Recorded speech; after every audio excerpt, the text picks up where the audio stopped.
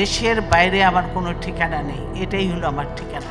ভারতের আধিপত্যবাদী মনোভাবের কারণে নয়াদিল্লির প্রতি বাংলাদেশের সাবেক প্রধানমন্ত্রী ও বিএনপি চেয়ারপারসন বেগম খালেদা জিয়ার দৃষ্টিভঙ্গি ছিল কঠোর। তিনি সবসময় বাংলাদেশের সার্বভৌমত্বকে অগ্রাধিকার দিয়েছিলেন। এ কারণে ভারত কিংবা দেশটির গণমাধ্যম খালেদা জিয়ার ব্যাপারে ইতিবাচক দৃষ্টিভঙ্গি লালন করত না। মঙ্গলবার খালেদা জিয়ার মৃত্যুর পর ভারতীয় কয়েকটি সংবাদ মাধ্যম বিএনপি নেত্রীর ভূমিকার প্রশংসা করেছে, আবার দুই একটি সংবাদ মাধ্যম তাদের সেই চিরাচরিত ধারা অব্যাহত রেখেছে। এই দেশ, এই দেশের মাটি, মানুষই আমার সবকিছু। শীর্ষস্থানীয় ভারতীয় সংবাদ মাধ্যম এনডিটিভি অনলাইন লিখেছে, যদিও খালেদা জিয়াকে ভারতের জন্য ব্যাপকভাবে বন্ধুত্বপূর্ণ মুখ হিসেবে দেখা হয়, তবুও তিনি বাংলাদেশের সার্বভৌমত্বকে অগ্রাধিকার দিয়ে তার প্রথম দিকের বছরগুলোতে সামগ্রিকভাবে সতর্ক, এমনকি কিছু ক্ষেত্রে প্রতিকূল অবস্থান বজায় রেখেছিলেন। এর একটি উদাহরণ হল প্রধানমন্ত্রী ও বিরোধী দলীয় নেতা হিসেবে ভারতের সাথে স্থলপথে ট্রানজিট এবং যোগাযোগ সংযোগের প্রতি তার অবিচল বিরোধিতা। প্রধানমন্ত্রী হিসেবে খালেদা জিয়া বাংলাদেশি ভূখণ্ড পেরিয়ে উত্তর পূর্ব রাজ্যগুলোতে ভারতের ট্রানজিট অধিকার প্রত্যাখ্যান করেছিলেন। যুক্তি দিয়েছিলেন যে এটি তার দেশের নিরাপত্তা এবং সার্বভৌমত্বের লঙ্ঘন।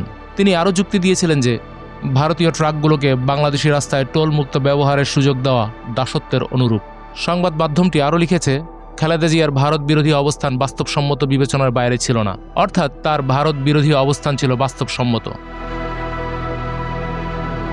আরেকটি শীর্ষস্থানীয় সংবাদ মাধ্যম ইন্ডিয়া টুডে লিখেছে, বাংলার মতো তিনিও নতুন নতুন রূপে একই লড়াই চালিয়ে গেছেন, যেখানে জনপ্রিয় বিদ্রোহ, সামরিক অভ্যুত্থান এবং গণতন্ত্র একে অপরের লেজ গ্রাস করে একটি দুষ্ট চক্রে নেচে ওঠে।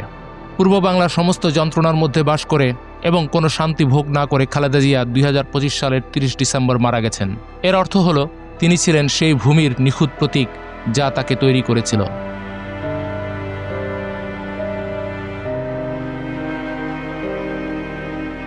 আরেক সংবাদ মাধ্যম ন্যাশনাল হেরাল্ড লিখেছে, খালেদা জিয়ার জীবন কাহিনী উচ্চাকাঙ্ক্ষা, স্থিতিস্থাপকতা এবং প্রতিরোধের এক অনন্য উদাহরণ। একজন নারী যিনি আপেক্ষিক অস্পষ্টতা থেকে উঠে এসে তার জাতির ইতিহাসে একজন সংজ্ঞায়িত ব্যক্তিত্ব হয়ে ওঠেন। এর অভ্যন্তরীণ রাজনীতি এবং দক্ষিণ এশিয়ায় এর অবস্থান উভয়কেই রূপ দেন। তার মৃত্যু বাংলাদেশের একটি যুগের সমাপ্তি চিহ্নিত করে, যা এমন একটি উত্তরাধিকার রেখে যাচ্ছে যা ক্ষমতার করিডোর এবং তার এক সময়ের নেতৃত্বাধীন নাগরিকদের হৃদয়ে প্রতিধ্বনিত হবে। জি নিউজ লিখেছে, প্রথম দিকে খালেদা জিয়া নয়াদিল্লির প্রতি সতর্ক এবং প্রতিকূল মনোভাব পোষণ করেছিলেন। প্রধানমন্ত্রী থাকাকালীন এবং পরে বিরোধী দলীয় নেতা থাকাকালীন তিনি ধারাবাহিকভাবে ভারতের সাথে স্থলপথে ট্রানজিট এবং কানেক্টিভিটি উদ্যোগের বিরোধিতা করেছিলেন। ভারতীয় কিছু সংবাদ মাধ্যম যে সভ্যতা ভব্যতার ধার ধারে না, তার অন্যতম নজির হচ্ছে সংবাদ প্রতিদিন। খালেদা জিয়ার মৃত্যুতে পশ্চিমবঙ্গের এই পত্রিকার শিরোনাম ছিল বিদ্বেষপ্রসূত এবং উগ্র জাতীয়তাবাদীতে পূর্ণ। পত্রিকাটি লিখেছে, 7 বোনের ভিলেন খালেদা, কিভাবে উত্তর পূর্ব ভারত অশান্ত হয়ে উঠেছিল বাংলাদেশে বিএনপি জমানায়। পশ্চিমবঙ্গের আরেকটি সংবাদ মাধ্যম আনন্দবাজারের শিরোনাম ছিল, একদা রাজনীতিতে ঘোর অনিচ্ছুক ফার্স্ট লেডি থেকে বাংলাদেশের প্রধানমন্ত্রী, জলপাইগুড়ির পুতুল হয়ে উঠেছিলেন Begum Zia.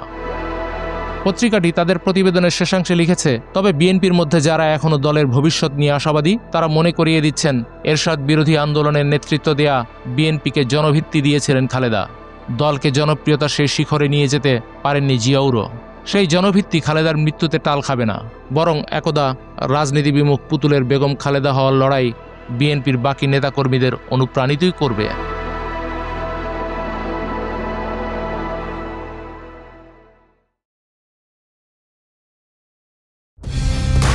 Colour expert, George sap এবং মাইল্ড অন হ্যান্ডস টেকনোলজি সমৃদ্ধ অরিক্স ক্রিস্টাল ওয়াশ আপনার লন্ড্রি এক্সপার্ট।